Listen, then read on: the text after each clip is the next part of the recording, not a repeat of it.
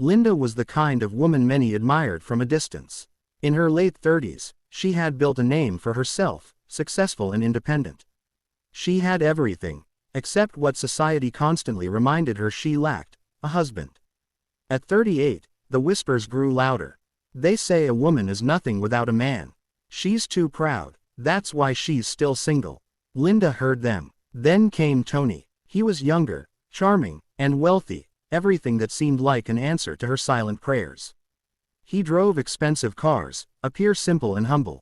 Their courtship was brief. At 39, she got married. The wedding was the talk of the town. People praised her patience. Linda smiled, believing she had finally arrived.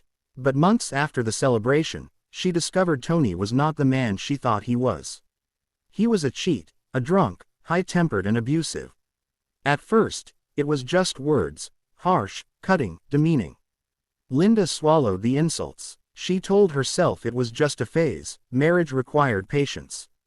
Then came the first slap. It shocked her more than it hurt.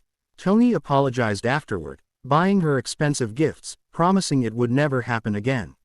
She believed him, but it did happen again.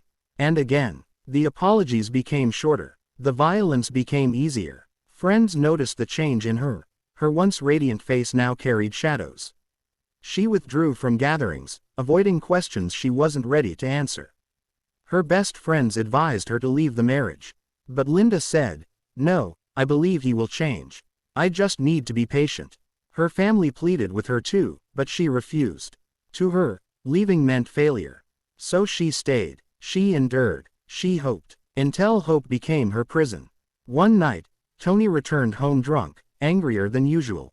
This time, his rage had no limits. He accused her of things she didn't understand, shouting, abusing, and before she could speak, the beating began. It was brutal. Linda fell, but he didn't stop. When he finally did, she lay there, weak, barely conscious. Tony staggered away, leaving her on the floor.